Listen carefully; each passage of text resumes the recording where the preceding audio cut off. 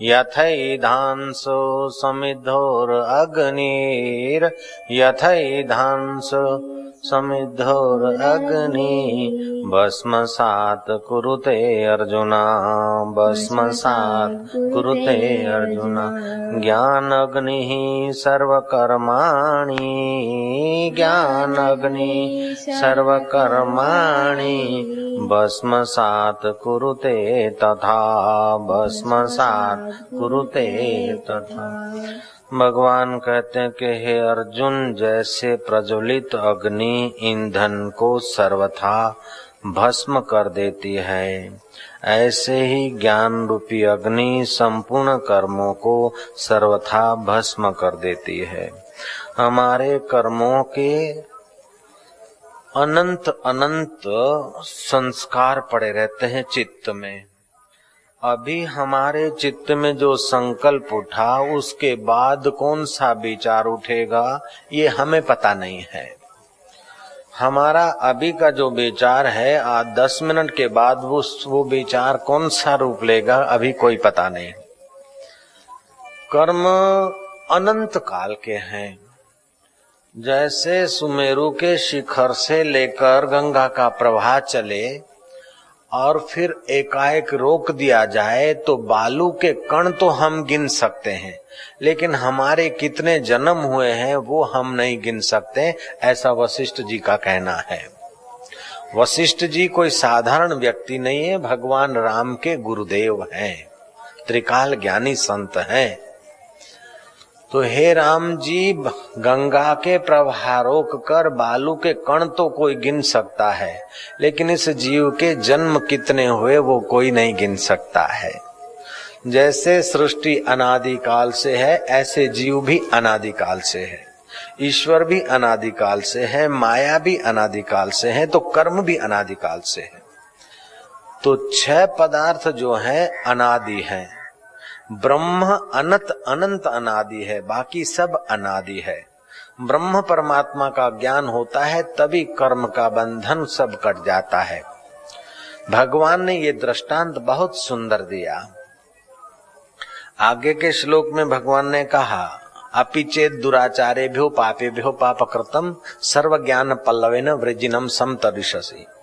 पापी से पापी, दुराचारी से दुराचारी भी हो, लेकिन ज्ञान की नाव में बैठेगा तो तर जाएगा।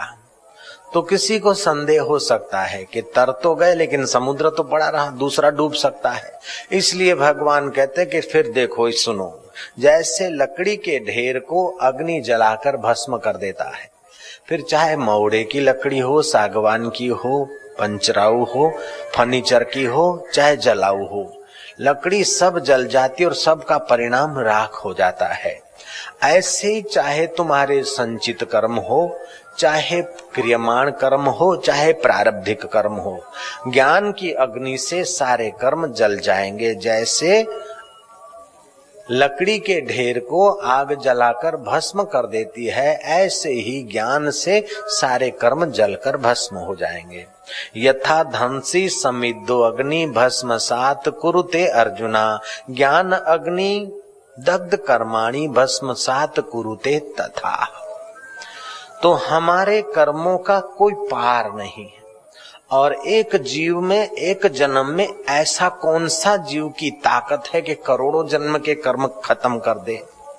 मैंने सुनी है कहानी कि कोई योगी तप कर रहा था, योगी न कहें तपस्वी कह दे, तपस्वी तप कर रहा था। तब इतने खूब तप किया, तप करके जब उसका देहांत हुआ समय पाकर, तो यमपुरी गया।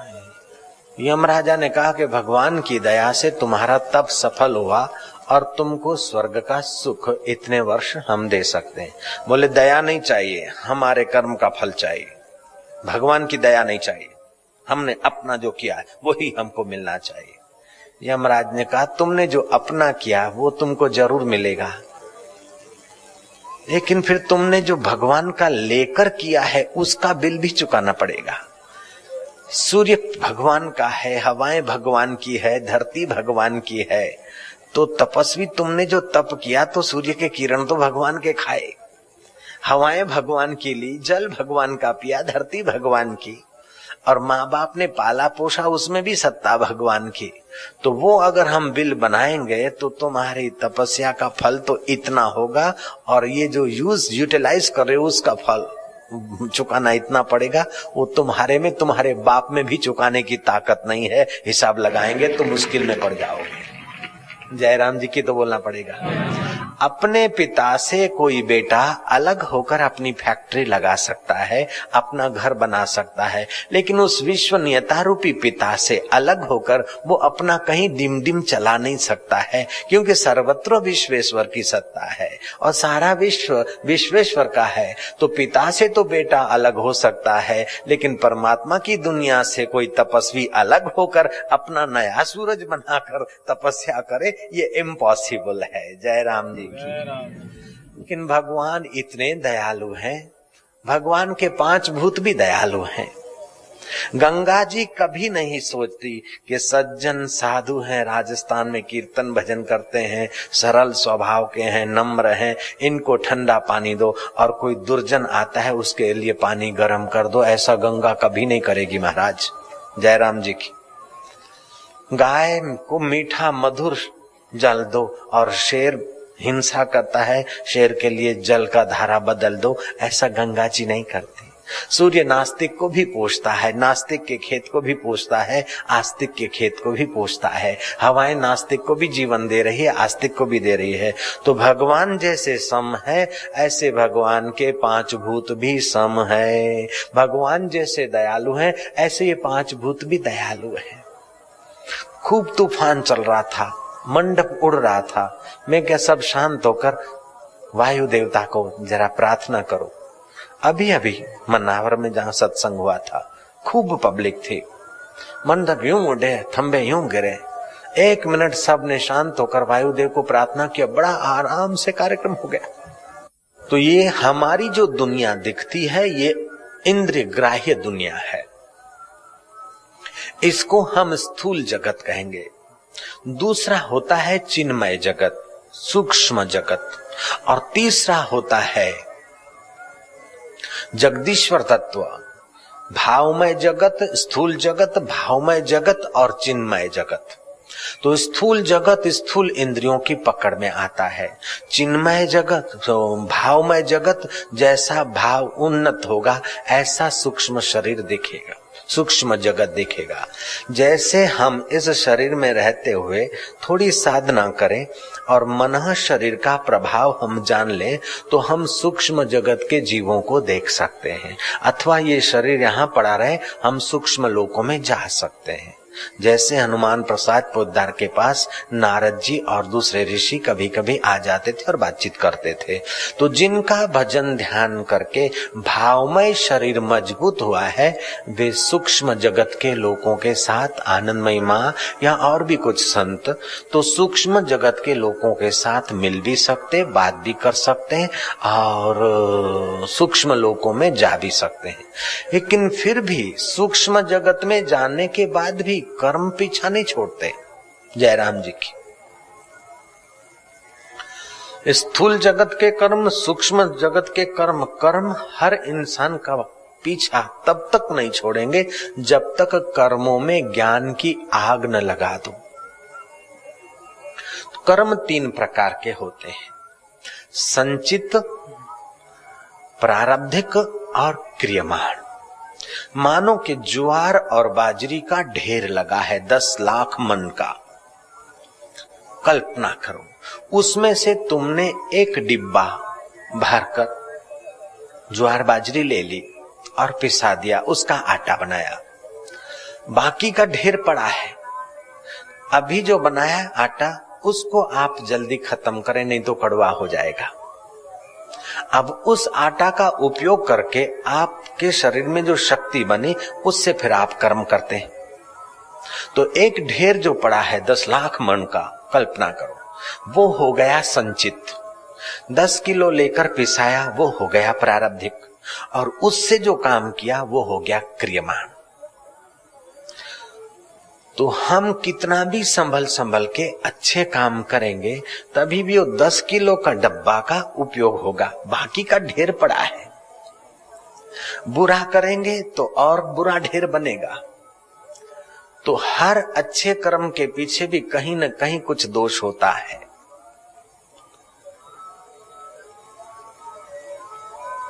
सर्वे कर्मा सदोषाश्च। हाँ, किसी में दोष कम होगा, किसी में दोष ज्यादा होगा। दोष ज्यादा वाले कर्म को हमने अशुद्ध कर्म कहा और दोष न वाले कर्म को हमने शुद्ध कर्म किया। जैसे हम अभी बोल रहे हैं तो कितने ही जीवाणु बैक्टीरिया बेचारे मरते हैं, लेकिन बोलना ही पड़ता है। हम भोजन करते हैं, हमारे 1 घन मिलीमीटर ब्लड में कीड़ी का आधा हिस्सा, उसको 1 घन मिलीमीटर ब्लड बोलते हैं, उसमें 4,46,000 जीवाणु होते हैं। हम एक करवट लेते तो कितना अदल बदल होता होगा। जयराम जी की हम यज्ञ करते तभी भी कितना कुछ होता होगा। तो जीव के बेचारे वो 10 किलो के डब्बे में से कितना भी अच्छा कर्म करे फिर भी उसका संचित ढगला कितना सारा है। तो एक ही उपाय भगवान बता रहे हैं कि लकड़ी के ढेर को जैसे अग्नि जलाकर भस्म कर देती है, अर्जुन ऐसे ही तू ज्ञान अग्नि से तेरे कर्म को जलाकर भस्म कर। कर्म कर्मणा कर्मणो, ये जो बहुवचन है, यथा दांसी समिद्धो अग्नि भस्मसात कुरुते अर्जुना ज्ञान अग्नि सर्व कर्माणि। कर्म कर्मणो कर्माणि, तो संचित क्रियमाण और आगमी, ये बहुवचन कह दिया भगवान ने, ये तेरे सब जलकर भस्म होंगे। कैसे कि आत्मज्ञान हो गया तो तेरा वास्तविक जो जीवत्व है वो कोई स्वतंत्र चीज नहीं है। जीव स्वतंत्र नहीं है, जीव परमात्मा चैतन्य का रिफ्लेक्स प्रतिबिंब है। जैसे चंद्रमा घड़े में दिख रहा है तो घड़े का चंद्रमा स्वतंत्र नहीं है और उस चंद्रमा से अलग भी नहीं है। घड़ा हिलेगा तो घड़े का चंद्रमा हिलेगा। घड़ा छोटा है तो चंद्रमा का प्रतिबिंब छोटा, घड़ा बड़ा है तो प्रतिबिंब बड़ा। और घड़ा में मैला पानी है, कादव कीचड़ है तो प्रतिबिंब ऐसा लगेगा। घड़ा में शराब है तो प्रतिबिंब ऐसा लगेगा। तो घड़ा शराब, उसमें जो आया हुआ प्रतिबिंब, तो शराब में प्रतिबिंब आता है तभी भी प्रतिबिंब नहीं बिगड़ता। गंगा जल में प्रतिबिंब आता है तभी भी प्रतिबिंब तो बिंब का है। ऐसे ये जीवात्मा घोड़े के शरीर में आता है तभी भी जीवात्मा परमात्मा का है, और मनुष्य शरीर में आता है तब भी जीवात्मा परमात्मा का है। देव शरीर में होता है तब भी जीवात्मा परमात्मा का है, और महाराज साधु शरीर में है तभी भी जीवात्मा परमात्मा का है। लेकिन ये जीवात्मा जैसे प्रतिबिंब घड़े में अपना तादात्म्य कर ले, ध्यान से सुन रहे हो इसलिए थोड़ी सूक्ष्म बात सुना रहा हूं, बहुत पुण्य होगा, बहुत लाभ होगा। तादात्म्य क्या? जैसे आप कार में बैठे हैं और वह कार किसी रेलवे की पुल के नीचे से गुजरती है, तो ऊपर रेलवे की ट्रेन जा रही है, कार नीचे से गुजर रही है, तो आपका सिर यूं झुक जाता है। उस समय आपको पता भी नहीं होता है कि रेलवे और मेरे सिर के बीच में कार की छत भी है। सिर नहीं झुकाएंगे तभी भी काम चलेगा, लेकिन कार के साथ तादात्म्य हो जाता है, सिर झुक जाता है। अथवा तो पोता बीमार हो गया, दादा को पूछो क्या रे मेरा पोता, मैं तो मर गया, क्या हुआ? पोता बीमार है। तो बीमार पोता है लेकिन दादा का तादात्म्य है, जुड़ गया है। ऐसे ही शरीर बीमार होता है, हमारे जीवत्व का तादात्म्य है, मैं बीमार हूं। शरीर मोटा होता है, मैं मोटा हूं। शरीर पतला होता है, मैं पतला। चमड़ा काला होता है तो मैं काला, चमड़ा गोरा होता है तो मैं गोरा।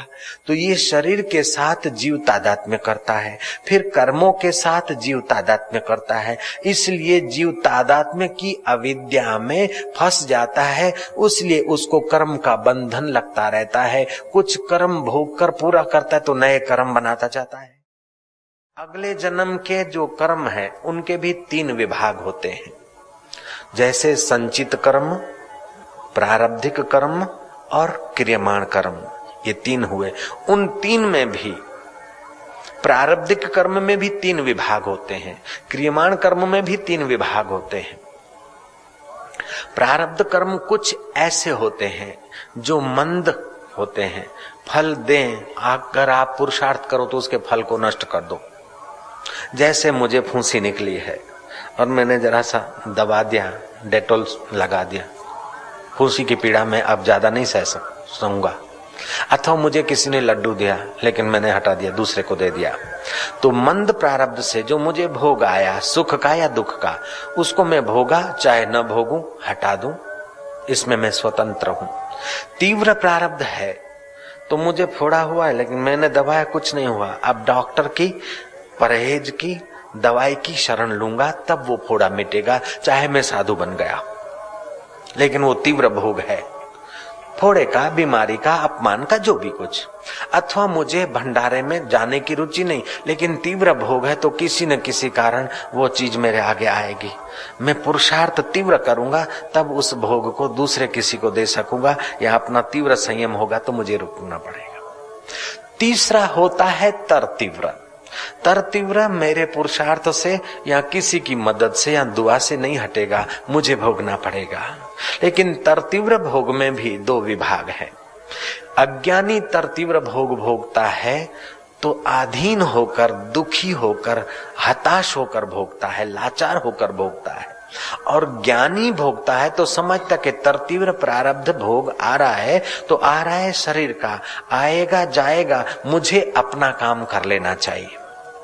जैसे परीक्षित राजा को तर तीव्र प्रारब्ध के भोग से श्राप मिला, अब वो श्राप अवश्यंभावी है, तो परीक्षित राजा ने तर तीव्र भोग को माथे चढ़ाया, लेकिन उसके पहले भगवत कथा सुनकर तर तीव्र प्रारब्ध भोग शरीर को भोगना पड़े, उसके पहले शरीर में जो मैं जीव हूं वो परमात्मा कृष्ण को पाकर मुक्ति का अनुभव कर लूं, ये पुरुषार्थ कर लिया।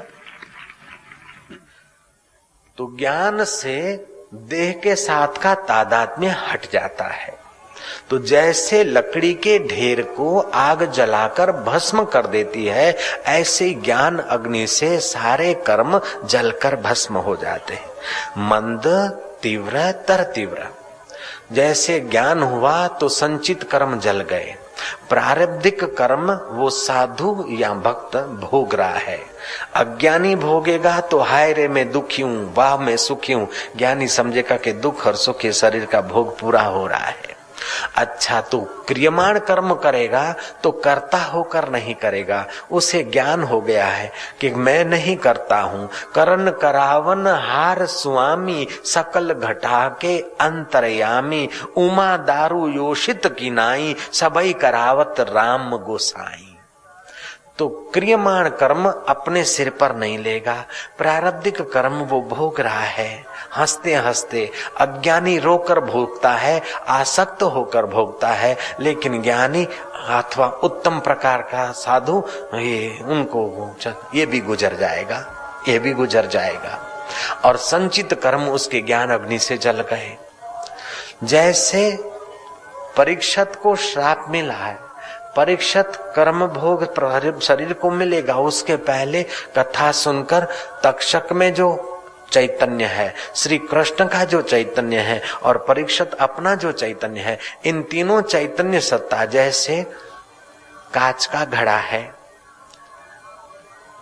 पित्तल का घड़ा है, मिट्टी का घड़ा है, इन तीनों में जो चांद चमक रहा है, तो तीन चांद दिखते हैं, लेकिन ज्ञान पालो तो चांद तीन नहीं है, उपाधियां तीन है, चांद एक का एक है। ऐसे तक्षक का आत्मा, परीक्षित का आत्मा और श्री कृष्ण का चैतन्य वास्तव में एकम एवं अद्वितीय है। ऐसा साक्षात्कार हो जाए तो राजचंद्र ने कहा, देह छता जेनी दशा, बरते देहातीत, ते ज्ञानी ना चरणमा हो वंदन अगणित। देह होते हुए भी देह से अतीत अपने को जो जान लेता है, ऐसे ज्ञानी को अनगिने प्रणाम हो। आप ध्यान से सुन रहे हैं, आप में और एक बात बताता हूं।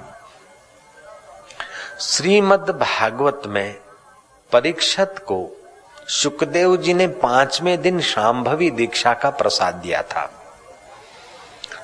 आज सुबह थोड़ी सूक्ष्म बात चली थी। जिन पुरुषों की वो पहुंच होती है, वे अपनी संप्रेक्षण शक्ति 4 ढंग से बरसाते हैं।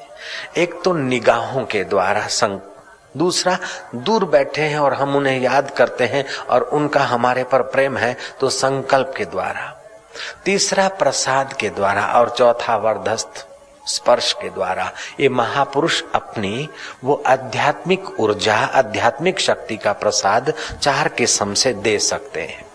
जैसे विद्युत है तो सोने की वायर से, चांदी की वायर से, तांबे की वायर से अथवा तो एल्यूमिनियम की वायर से विद्युत हमारे घर तक पहुंच जाती है, उसको निमित्त चाहिए। ऐसे ही महापुरुष की एनर्जी को हमारे तक आने में निमित्त, स्पर्श निमित्त हो, दृष्टि निमित्त हो, संकल्प निमित्त हो। जैसे कहा गया है कि तुम जो कुछ संकल्प करते हो उस संकल्प को साकार करने के लिए क्रिया करनी पड़ती है।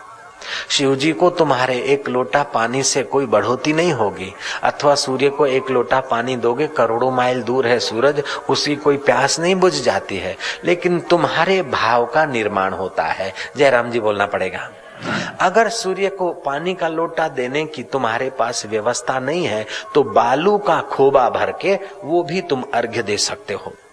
अर्थात तुम्हारे भाव बनाने में क्रिया की जरूरत है, तुम्हारे संकल्प को साकार करने में क्रिया की जरूरत पड़ती है। इसलिए महापुरुष जब श्राप देते हुए तभी भी पानी का छींटा उठा के जा ऐसा हो जा, अथवा वरदान देते तो कुछ न कुछ दे देते। तो संकल्प को सक्रिय होने के लिए, जैसे विद्युत बोर्ड से विद्युत घर में आने के लिए वायर चाहिए, चाहे सोने की, पित्तल की, तांबे की हो, ऐसे ही महापुरुष के संकल्प को संचारित साकार करने के लिए 4 प्रकार होते हैं। तो शुकदेव जी महाराज ने 5वें दिन परीक्षित पर अपनी शांभवी दीक्षा का संकल्प डाला था। बाद में देखा कि अगर पात्र है तो पच गया होगा, अनुभव हुआ होगा। परीक्षित पूछते हैं कि शुकदेव जी पूछते हैं परीक्षित से कि तुमको भूख प्यास लगी होगी, जाओ भोजन करो। परीक्षित कहते हैं कि महाराज, जिस भूख प्यास ने ऋषि के गले में सांप डलवाने का दुस्साहस कराया, वो भूख प्यास अब न जाने कहाँ चली गई, आप मुझे कथा श्रवण कराओ। शुकदेव जी समझ गए कि सतपात्र है, मेरी शांभवी दीक्षा अर्थात मेरा संकल्प वहां पनपा है। 7वें दिन परीक्षित पर शुकदेव जी ने स्पर्श दीक्षा का प्रयोग किया है और शुकदेव जी ने कहा है, भागवत में आता है, हे परीक्षित, ये राजा और राजाओं की वंशावली और ये कथा वार्ता मैंने तेरे को सुनाई, उसके पीछे केवल आशय इतना ही था कि तेरे मन रूपी पंछी को वाक जाल में ठहराना था। वास्तव में तू अनुभव कर, अहम ब्रह्म परम धामम परमानंदम परम पदम। तू ये हाड़ मास का पिंजर नहीं है, तू ये जीवात्मा परमात्मा का परम पद का सनातन अंश है। तू तेरा आत्मा, तक्षक का आत्मा और श्री कृष्ण का आत्मा वास्तविक में वही है, अर्थात तू वही आत्मा है। जाग जा अपने स्वरूप में। शुकदेव जी महाराज ने 7वें दिन स्पर्श दीक्षा देते हुए तत्वमसी महावाक्य का अपने ढंग से उपदेश दिया और परीक्षित कहते हैं कि महाराज, अब तो तक्षक इस शरीर को काटेगा, मेरा आत्मा तो परमात्मा का सनातन अंश है, अब मुझे मृत्यु का भय नहीं है। अब बेटे की बात बताता हूं। जन्मेजय परीक्षित जब स्वर्ग ब्रह्मलीन हुए तो राज्य का भार जन्मेजय के माथे आया। जन्मेजय अच्छे पुरुषों का संग करते हुए राज्य व्यवस्था ऐसी सुंदर कर रहा था कि लोग बड़े संतुष्ट थे।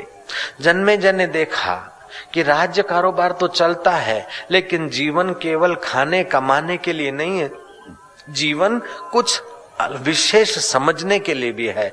जीवन समस्याओं को सुलझाने के लिए नहीं है, लेकिन समस्या सुलझाते हुए छुपे हुए आनंद को, ज्ञान को और जीवात्मा को परमात्मा से मिलाने के लिए जीवन है, केवल रोटी दाल के लिए जीवन नहीं है। तो महाराज वो जन्मेजय कथा सुनता था, कथा वार्ता में उसकी रुचि हुई। कथा सुनते सुनते परीक्षित का पुत्र जन्मेजय महाभारत की उस विषय पर शंकाशील हुआ कि महाभारत का घमसान युद्ध हुआ, श्री कृष्ण उसको टालने के लिए कटिबद्ध थे, फिर भी महाभारत का युद्ध टला नहीं। और वेदव्यास जी महाराज, कृपाचार्य, द्रोणाचार्य, युधिष्ठिर, ये सब चाहते थे कि युद्ध न हो, फिर भी अवश्यंभावी थी, वो होकर रहा। मंद नहीं, तीव्र नहीं, तर तीव्र था। इसलिए इतनी विभूतियों ने प्रयत्न किया, फिर भी युद्ध होकर रहा। जन्मेजय बोलता है ये ठीक नहीं हुआ, छोकर मत है, ये ठीक नहीं हुआ। कृष्ण चाहते तो युद्ध रुक सकता था, भीष्म चाहते, भीष्म जैसा व्यक्तित्व, द्रोणाचार्य जैसा व्यक्तित्व, और युद्ध नहीं रुका, ये बात मैं नहीं मानता। अब शास्त्र पर शंका करना अथवा सत्पुरुषों की बात को ठुकरा देना, समझो मुक्ति फल का अनादर करना है। योग वशिष्ठ महारामायण में भगवान वशिष्ठ कहते हैं, हे राम जी, ऐसा त्रिभुवन में कौन है जो संत की आज्ञा का उल्लंघन करके और शांति से रह सके? संत वही है जिनकी आगम अपाई बुद्धि शांत हुई है, सुख दुख में जिनको समता का प्रसाद मिला है, वे आत्मवेता संत। उनकी वाणी का अनादर करना मानो त्रिभुवन में भटकना है। जन्मेजय को अशांति हो गई, शास्त्र वचन था, आप्त पुरुष का वचन था। जन्मेजय को अशांति हुई, उस अशांति की दवाई हकीमों के पास नहीं मिलती। अशांति की आग को फायर ब्रिगेड भी नहीं बुझा सकती, जयराम जी की, बर्फ से भी नहीं बुझती, पानी से भी नहीं बुझती। आपने सुना होगा कि श्री राम जी जब नागपाश में बांधे गए तो नारद जी ने जाकर गरुड़ को कहा कि तुम्हारे स्वामी अभी विकट समय में, और तुम यहाँ क्या कर रहे हो, जाओ बंधन से मुक्त करो। गरुड़ आए, गरुड़ को देखते ही कई सांप तो रवाने हो गए और बाकी का गरुड़ ने उनको ठिकाने लगा दिया। गरुड़ को मोह हो गया कि मेरा स्वामी, अगर मैं नहीं आता तो नागपाश में बंधे रहते, ये कैसे, ये स्वामी कैसे? राम जी को देखते गरुड़ और मोह हो गया, गरुड़ को बड़ी अशांति हुई। इधर उधर भटकते भटकते आखिर शिवलोक में गए हैं गरुड़ कि प्रभु मेरे अशांति हो गई। बोले अशांति होने का कारण तूने राम जी में संदेह किया है। खग की भाषा खग ही जाने, पक्षियों का राजा गरुड़ और पक्षियों में शूद्र कौवा कागभूषण के पास शिव जी ने भेज दिया गरुड़ को, जाओ वहां से शंका समाधान करो। राम जी के दर्शन से तो मोह हो गया है, लेकिन राम जी का तत्व का अनुभव करने वाले कागभूषण के सत्संग से मोह निवृत्त हो गया है। इसलिए दर्शन से भी सत्संग ज्यादा प्रभावशाली होता है। भगवत दर्शन से भी भगवत तत्व का सत्संग मोह दूर करने में प्रभावशाली। अब भगवत तत्व का ज्ञान देने वाले महापुरुषों के सत्संग पर अपनी मनमानी चौकड़ी रेड क्रॉस लगा रहा है जन्मेजय। अशांति हो गई, आखिर जन्मेजय अशांति की दवा सत्संग है। गए व्यास जी के पास कि महाराज, जब से मैंने वो शंका की, और मेरी शंका वास्तव में सच्ची है, मुझे अशांति तो हो गई, लेकिन मैं ये बात नहीं मान सकता हूं कि कृष्ण प्रयत्न करे और फिर भी युद्ध न टले, भीष्म हो और युद्ध न टले। व्यास ने कहा, बेटा तर तीव्र है जिसको होनी बोलते हैं। तीव्र होती, मंद होती घटना तो हम लोग हटा देते। मैं भी था पुरुषार्थ करने में, लेकिन फिर भी होनी थी। जन्मेजय बोलता, महाराज होनी बोनी हम नहीं मानते। महाराज ने देखा कि ये मरीज ऑपरेशन चाहता है, छोटी मोटी दवाई से काम नहीं चलेगा। वेद व्यास जी महाराज, जिनके चित्त में राग द्वेष नहीं है और ब्रह्माकार वृत्ति है, उन पुरुषों के आगे भूत भविष्य वर्तमान की नाई साफ दिखता है। जैसे आप इधर देख रहे हैं तो आपको पीछे का नहीं दिखेगा, मैं नीचे हूं तो दूर तक का नहीं दिखेगा, लेकिन मैं ऊपर बैठा हूं तो बहुत दूर का, इधर का उधर का मैं देख सकता हूं। ऐसे ही जो राग द्वेष से बहुत ऊपर बैठे हैं, ऐसे पुरुषों के आगे भूत और भविष्य कोई महत्व नहीं रखते, सब वर्तमान होकर दिख जाता है। ऐसे पुरुष त्रिकाल ज्ञानी होते हैं। वेद व्यास जी महाराज त्रिकाल ज्ञानी थे। वेदव्यास जी ने उसका भविष्य देखा, जन्मेजय का। वेदव्यास ने कहा कि जन्मेजय, तेरी होनी मैं तेरे को बता देता हूं, अगर तू उसको रोक सके तो रोक लेना बेटा, तेरी भी तरतीव्र होनी है, मैं बता रहा हूं। तू भी संभल सके तो संभल जाना। आज से 5 साल के बाद जन्मेजय तेरे पैर में खुजली आएगी घोड़े पे बैठने की। बैठना मत, लेकिन तू बैठेगा। घोड़े पे बैठे तो बैठे, लेकिन काले घोड़े पर मत बैठना। लेकिन जन्मेजय तू काले घोड़े पे ही बैठेगा। काले घोड़े पे बैठे तो बैठे, लेकिन दक्षिण के तरफ घोड़ा भागे तो उसको उधर नहीं जाने देना, लेकिन तू जाने देगा। दक्षिण के तरफ जाए तो जाए, लेकिन दरिया किनारे सुंदरी बैठी होगी ललना, उससे तू बातचीत नहीं करना। लेकिन जन्मेजय 5 साल के बाद तू उधर जाएगा और बात करेगा। बात करे तो करे, लेकिन उसको वचन मत देना पटरानी बनाने का। लेकिन जन्मेजय तू उसको वचन भी दे देगा। वचन दे दे तो दे दे, लेकिन उसको साथ में शादी के पहले स्पर्श न करना। लेकिन तू घोड़े पर पीछे बिठाकर राजमहल में ले जाएगा। राजमहल में ले जाए तो ले जा, लेकिन जन्मेजय तू उसके कहने से यज्ञ मत करना। लेकिन तू यज्ञ करेगा। यज्ञ तो करेगा तो ब्राह्मण, सुशील ब्राह्मणों से करना। मूर्ख उद्दंड लड़कों से यज्ञ मत कराना, लेकिन तू उद्दंड लड़कों से ही यज्ञ करवाएगा।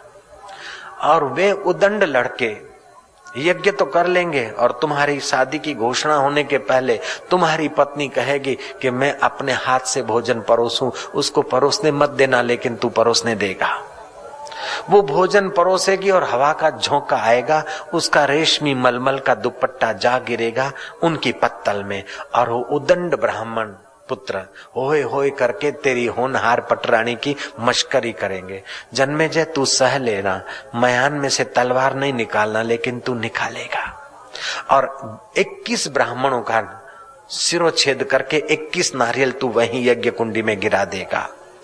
और फिर उसका फल स्वरूप तेरे को कोढ़ निकलेगा, पीप बहेगा, अशांति होगी, बदबू निकलेगी, और तेरी पटरानी तो उसी समय रवाना हो जाएगी। लेकिन जो रानी है और दासियां हैं, जो तुम्हारे दीदार के बिना पानी भी नहीं पीती, ऐसी जो लग रही है, वो भी सब की सब तुमको त्याग देगी। जन्मेजय बच सके तो बेटा बचना, लेकिन ये होके रहेगा। जन्मेजय बोलता है, महाराज मैं जन्मेजय हूं, ये आज लो, 5 साल के बाद आज के दिन, बराबर 5 साल के बाद आज के दिन काले घोड़े पे मैं ना बैठूं। मैं अब भी से किसी घोड़े पे नहीं बैठता महाराज, एक गांठ बांधी। व्यास जी कहते हैं, पुत्र मंद प्रारब्ध होती तो गांठ बांधने से रुक जाता, तीव्र होती तो हमारी दुआ से भी रुक जाता, लेकिन ये तर तीव्र है। जन्मेजय संभल सके तो संभलना। 4 साल 11 महीने 29 दिन और 10 घंटे गुजर गए। खुजली हुई के 5 साल हो गए होंगे।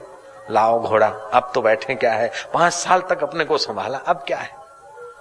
घोड़ा लाया गया तो वही काला घोड़ा। अरे ये काला घोड़ा क्यों, कि दूसरे घोड़े कहीं चरने को ले गए, ये 2 दिन पहले लिया गया, आपको बड़ा पसंद था।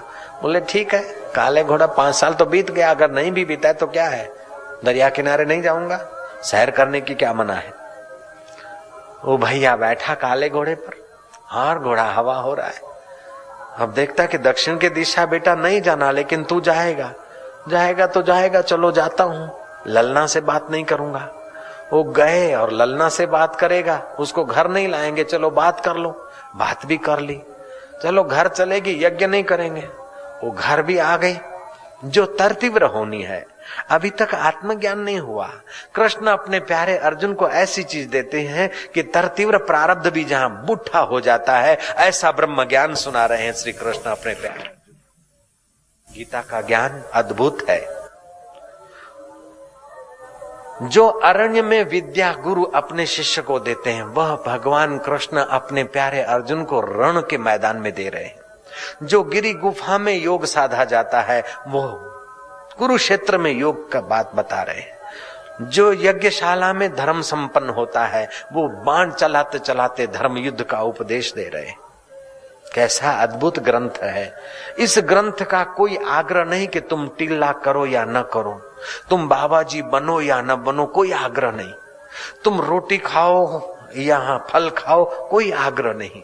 तुम किसी जाति के हो, किसी मजहब के हो, कैसे, कोई आग्रह नहीं, केवल तुम ज्ञान का प्रकाश कर लो तो तुम्हारी असलियत और परमात्मा की असलियत दोनों में अभिन्नता का साक्षात्कार कर लो तो तुम जीते जी मुक्ति का अनुभव कर सकते हो। मुआ पछीनो वायदो नकामो को जाने छे काल, आज अत्यारे अब घड़ी साधु जोई लो नगदी रोकड़ माल। गीता नगद धर्म देती है। युद्ध के मैदान में साक्षात्कार हो सकता है तो सिंहस्थ के मैदान में अगर पक्का जिज्ञासु मिल जाए और कोई पूर्ण पुरुष मिल जाए तो साक्षात्कार की झलक क्यों नहीं आएगी? आएगी, जरूर आएगी। Nothing is impossible, everything the possible. यह कौन सा उकदा जो हो नहीं सकता, तेरा जी न चाहे तो हो नहीं सकता। छोटा सा कीड़ा पत्थर में घर करे, इंसान क्या दिले दिलवर में घर न करे। यार हिम्मत कर, बस पुरुषार्थ कर। जहाजों को डुबा दे उसे तूफान कहते हैं और तूफानों से टक्कर ले उसे इंसान कहते हैं। तू विघ्न, बाधा और आकर्षणों में बह मत जा, उससे टक्कर ले। मंद प्रारब्ध, तीव्र प्रारब्ध और तर तीव्र प्रारब्ध, इन सब को ज्ञान की आग लगा दे, दूसरा कोई उपाय नहीं। तन सुकाए पिंजर कियो, तुलसीदास जी कह रहे हैं, तन सुकाए पिंजर कियो धरे रैन दिन ध्यान। तुलसी मिटे न वासना बिना विचारे, ज्ञान सियावर रामचंद्र की जय। घट में है सूझे नहीं नालत ऐसे जिंद, तुलसी ऐसे जीव को भयो मोतिया बिंद। वो थे न मुझसे दूर न मैं उनसे दूर था, आता न था नजर तो नजर का कसूर था। वो आत्मज्ञान की नजर नहीं है, इसलिए जीव बेचारा कर्म में बंध रहा है। संचित कर्म तो छाती पे पड़े हैं, प्रारब्धिक कर्म भी परेशान कर रहे हैं और क्रियमाण कर्मों से भी जान छुड़ाना मुश्किल हो रहा है। बोल दो ना, नारायण नारायण नारायण नारायण। बोलो ना, नारायण। पीछे कितना वैकुंठ भर गया और आवाज नहीं आ रहा है। नारायण नारायण नारायण नारायण। जन्मे जयक ने ललना को ले आया वचन देकर, घोड़े के पीछे बिठाकर। ललना बोलती है, अनऑफिशियली हम बात नहीं करेंगे तुमसे, पहले यज्ञ करो और पटरानी घोषित करो, बाद में मेरे नजदीक आओ। आप अर्थी दोषो न पश्यति, काम अंधा होता है, कामनाएं अंधी होती है। जहां स्वार्थ होता है गुण दोष फिर नहीं दिखता है। यज्ञ करो। मंत्री को बुलाया, यज्ञ की तैयारी करो। मंत्री ने कहा कोई संत आए हैं पास के गांव में, उस संत का दर्शन और वचनामृत सुनने के लिए बूढ़े ब्राह्मण, बुजुर्ग ब्राह्मण, विद्वान ब्राह्मण सब के सब एक सप्ताह के लिए उस गांव में पहुंच गए। अभी 2-4 दिन में के बाद आएंगे, फिर यज्ञ करें। बोले नहीं, बाकी के तो ब्राह्मण होंगे गांव में। बोले जो उद्दंड हैं, गंजेड़ी भांगेड़ी हैं, लुफंगे हैं, ऐसे लड़के हैं ब्राह्मणों के। बोले ब्राह्मण तो ब्राह्मण होता है, यज्ञ करा दो। शास्त्र में तो यह कहा है जो दुष्चरित्रवान ब्राह्मण हो उसका पूजन करने से प्रभाव अपना भी क्षीण होता है, चरित्रवान का पूजन किया जाता है। जहां पापियों का आदर होता हो, संग्रहियों का आदर होता हो, दुष्चरित्रवान का आदर होता हो, उस सभा में बैठना भी नहीं चाहिए, ऐसा कहा गया है। जयराम जी की। जयराम जी तो बोलो ना तुम। नारायण नारायण नारायण। लेकिन वो जन्मेजय कहाँ जाने, होनी है। बुलाओ बुलाओ ब्राह्मणों को। ब्राह्मणों को बुलाया गया। ओम यज्ञेन यज्ञमय जंत देवास्तानि धर्माणि प्रथमान्यासान्युतेन नाकं महिमानं सचंद्र यत्र पूर्वे स्वद्याः। ओम मंगलम भगवानं मंगल दे धमादम स्वाहा स्वाहा। वरमरो कन्यामरो हमारो कल्याणम भरो धम धमा।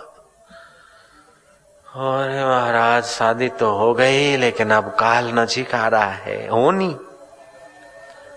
वो ललना बोलती है मैं परोसूंगी अपने हाथ से। जन्मेजय सोचता है कि न परोसे तो अच्छा, परोस, तलवार नहीं निकालूंगा और क्या बात। जब आदमी की तीव्र प्रारब्ध होती है ना, तो बस घोने मरवानू था तो वागरी वाड़े जाए, गुजराती में कहावत। जिस आदमी को जहां मृत्यु होती है ना, वहीं भाग के पहुंच जाता है।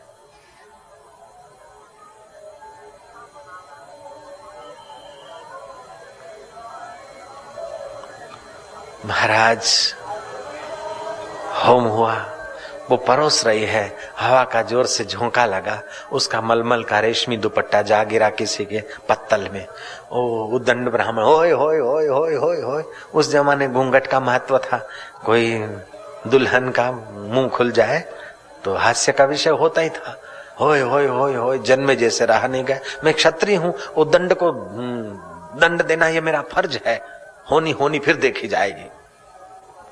ये काल कुमति सुमति सबके उर रही, उमा दारू योश कीर्ति गिनाई, सबई करावत राम गोसाई।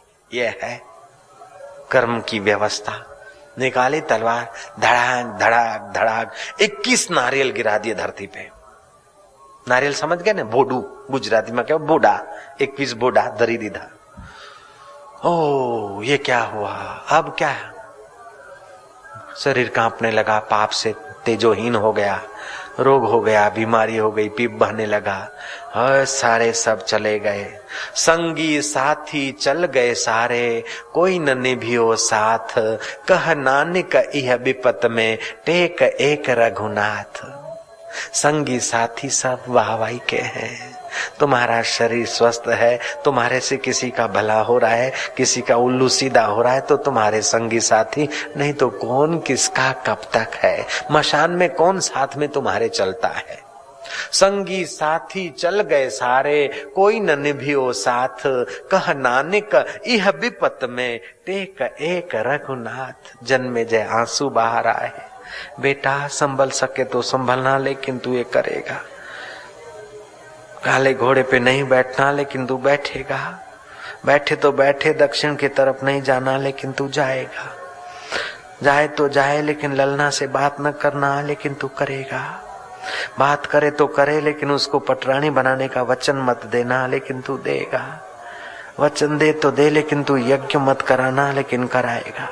यज्ञ कराए तो कराए, लेकिन मूर्ख लड़कों से यज्ञ न कराना, लेकिन जन्मेजय तू कराएगा। वो बात उसको घूम रही है, अब क्या करूं? आखिर परीक्षित का पुत्र था, अरे गरे नथु खैरे का तो नहीं था, क्या करूं? दुख पड़े तो संत शरण जाइए। भगवान तो कर्म का फल देते हैं, तर तीव्र प्रारब्ध फल देती है, लेकिन संत तो लेख को मेख में लगा सकते हैं। मेटत कठिन को अंक भाल के, आखिर उनके चरणों में जाऊंगा। दवा कान थींदी मुझे दर्द जी, हकीमन खे कैडी खबर मर्ज जी। मेरी दवा तो नहीं होगी दर्द की, हकीमों को क्या पता। अब तो व्यास जी के चरणों में ही जाना चाहिए। जन्मेजय गया है व्यास जी के चरणों में, बड़ी दयनीय स्थिति है। लेकिन व्यास जी, जन्मेजय स्वस्थ था, राजा था, सब उसके इर्द गिर्द हाथ जोड़े खड़े थे, तब भी व्यास जी ने उसी भाव से जन्मेजय से बात की। और अभी लाचार होकर आया है, तभी भी व्यास जी के चित्त में वही भाव है। संत आखिर संत होता है। जयराम जी तो बोलना पड़ेगा। माँ पेट देखती है, पत्नी जेब देखती है, लेकिन संत तो तुम्हारा स्वरूप देखता है।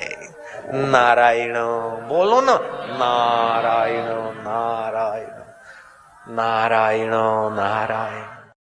जन्मेजय देखा, इसको बोलते तरतीव्र प्रारब्ध, इसको बोलते होनी। बोले महाराज अब होनी तो होनी है, लेकिन अब लेख को मेख तो आप ही लगा सकते। महाराज फुट फुट कर रोने लगा। पवित्र जगह पर प्रायश्चित करने से पाप जलते हैं। व्यास जी कहते हैं बेटा, अब इन कर्मों को जलाने के लिए केवल सत्संग का ही सहारा है, दूसरा कोई उपाय नहीं। मेरे पास समय नहीं, मेरा शिष्य वैशंपायन है, उसके पास जा और तुझे वो सत्संग सुनाएंगे। महाभारत की सांगोपांग कथा सुनना। महाभारत 5वां वेद है, उसमें तू शंका मत करना। लेकिन जन्मेजय तू सुनेगा, शंका नहीं करेगा, तब तक तो तुझे पुण्य होता रहेगा और तेरे पाप जलते रहेंगे, तेरा स्वास्थ्य बनता रहेगा, कोढ़ मिट जाएगा। लेकिन दाहिने पैर के घुटने तक का कोढ़ रहेगा न, फिर तेरे मन में फिर शंका का तूफान उठेगा और वहां अधूरा। तू शंका न करे तो अच्छा है, लेकिन जन्मेजय मुझे लगता है कि तू शंका करे। बोले बाबा अब मैं शंका करूं? बाबा मैं नहीं करूंगा। व्यास जी कहते कि नहीं करूंगा क्या, ज्ञान अग्नि के बिना कर्म का फल तो जलता नहीं। जाओ सुनो, कुछ कर्म मिटते तो कुछ रुकते, कुछ भी होता है। शंका न करो तो ठीक है, लेकिन है घुटने तक का रहेगा दाएं पैर का, तब तू शंका करेगा। न करे तो अच्छा है बेटा। बोले महाराज नहीं करूंगा। जाओ सुनो कथा। वैशंपायन जी के चरणों में प्रार्थना किया, तारीख सुनिश्चित हुई और कथा सुनी। कथा कीर्तन रात दिन जिनका उद्यम एह, कह कबीर वा संत के हम चरणन की खेह। जिनको कथा कीर्तन में रुचि है, ऐसे संतों की चरण रज हम बन जाए तो भी बेड़ा पार हो जाएगा। और जिन अभागों को कथा कीर्तन में रुचि नहीं है, वे चाहे कितने भी धनवान सत्तावान रूपवान दिखे, लेकिन अंदर हृदय तो विकारों की मलिनता से मलिन ही रहेगा। बिन सत्संग न हरि कथा, ते बिनु मोह न भाग, मोह गए बिनु राम पद, होवै न दृढ़ अनुराग, सियावर रामचंद्र की जय। अपने आप एकांत में बैठकर व्रत करना, उपवास करना, तप करना, खड़ेश्वरी तपेश्वरी हो जाना, ये एक बात है। लेकिन सत्संग में आकर अपने दोषों को समझना और निकालने की युक्ति लेना और हरिनाम का रसपान करना, ये बिल्कुल निराली बात है। एकांत में दोष निकलेंगे नहीं। जयराम जी की अपने आप मनमाना तप करने से अविद्या नहीं मिटेगी। निज सुख बिन मन होवै की थीरा। निज का सुख जिन्होंने महापुरुषों ने पाया है, उनके सानिध्य के बिना आपको निज का सुख मिलेगा नहीं, और निज का सुख मिलेगा नहीं तो मन स्थिर होगा नहीं, भूत घुस जाएगा। मैं 12 साल से पानी पे ही रहता हूँ, मैं 25 साल से लवण त्यागी हूँ, तो जरा सा खा ले एक टुकड़ा। मैं फलहारी हूँ, मैं पहाड़ी हूं, ये मैं तो बना रहेगा। तेरा मैं जिससे मैं कर रहा है, उस परमात्मा का साक्षात्कार तो महापुरुषों के सत्संग से ही मिलेगा, उनकी कृपा प्रसादी से ही मिलेगा, ना अन्यथा पंथा विद्यते अयनाय। तन सुखाए पिंजर कियो, धरे रैन दिन ध्यान, तुलसी मिटे न वासना, बिना विचारे ज्ञान। तो आज यहाँ भगवान कहते यथा धांसी समिद्धो अग्नि, भस्मसात कुरुते अर्जुना, ज्ञान अग्नि सर्व कर्माणि, भस्मसात कुरुते तथा। कर्म कर्मणो कर्माणि, सारे कर्म संचित क्रियमाण और प्रारब्ध सारे कर्म जल जाएंगे। बोले ज्ञान होने के बाद भी ज्ञानी तो कर्म करता है, तो शुभ कर्म का फल उनकी सेवा करने वालों में बट जाता है। ज्ञानी से कोई अगले जन्म या इस जन्म का कोई ऐसा कटु कर्म है तो उनके निंदक बनते हुए उनके हवाले हो जाता है। ज्ञानी अपना निर्लेप नारायण। जो ताकि सेवा करे, संचित सुकृत सो देत, दोष दृष्टि पुनिता में पाप फल वहीं देत। ज्ञानी अपना बढ़िया वाले को बढ़िया और घटिया वाले को घटिया, खुद अपना जय जय सीताराम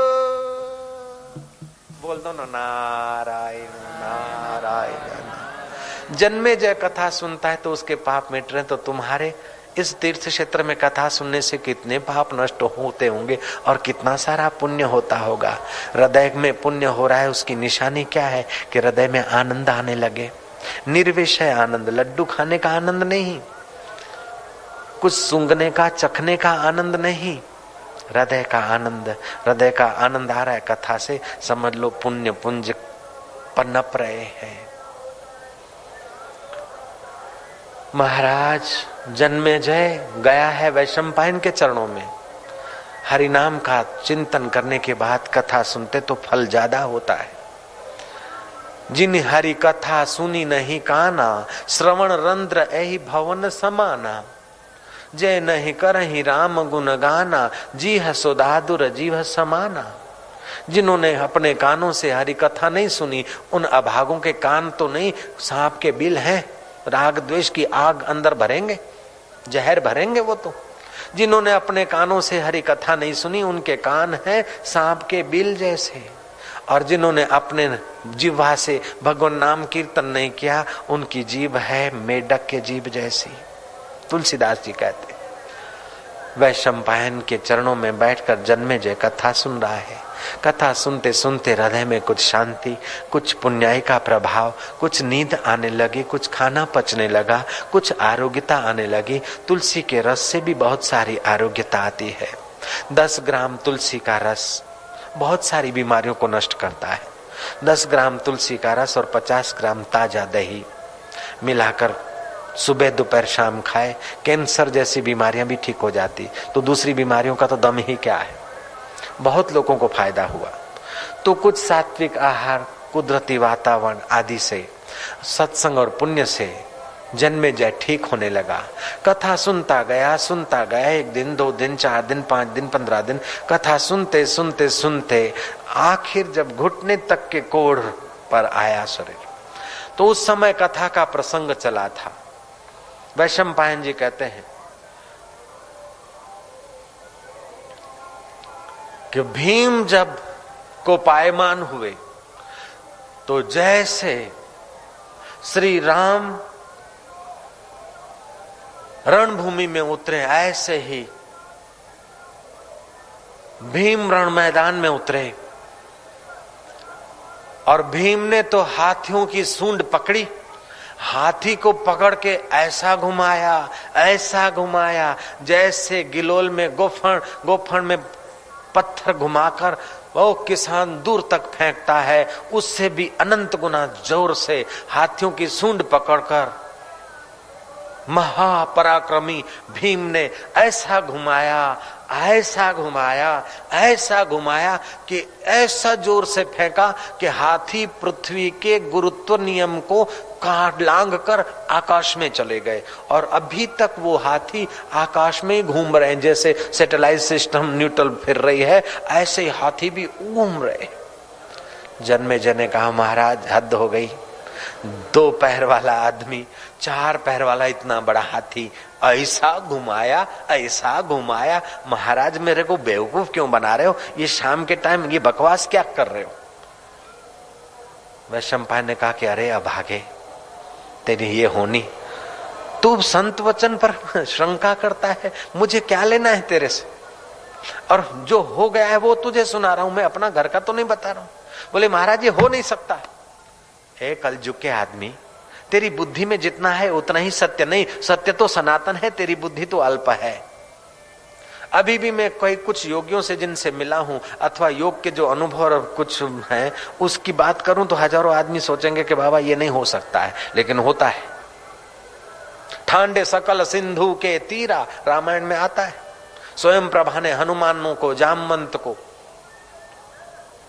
अंगत को और उनके साथियों को पल भर में समुद्र के किनारे पहुंचा दिया था। और अभी भी ऐसे कुल्लू की घाटी में योगी है जो मिस्टर बिली को हेलैंड में पहुंचा दिया 5 मिनट में। आप लोग विश्वास नहीं करेंगे, अभी भी हिमालय में ऐसे महापुरुष है। मैंने ऐसे महापुरुषों का दर्शन भी किया है जो बात करे और अदृश्य हो गए।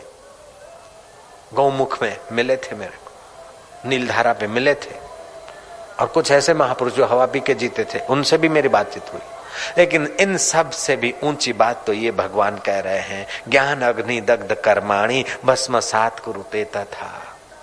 वे महापुरुष सूक्ष्म जगत में तो उनका प्रभाव है, लेकिन स्थूल जगत और सूक्ष्म जगत ये दोनों जिससे संचालित होता है, उस आत्मा का साक्षात्कार जिन्होंने किया है उनको तो मेरा हजार हजार धन्यवाद और प्रणाम है। ब्रह्मज्ञानी मुगत जुगत का दाता, ब्रह्मज्ञानी पूर्ण पुरुष विधाता, ब्रह्मज्ञानी का दर्शन वड भागी पावे, ब्रह्मज्ञानी को बल बल जावे, ब्रह्मज्ञानी का भोजन ज्ञान, ब्रह्मज्ञानी का ब्रह्म ध्यान, ब्रह्मज्ञानी की मत कौन बखाने, नानक ब्रह्मज्ञानी की गत ब्रह्मज्ञानी जाने।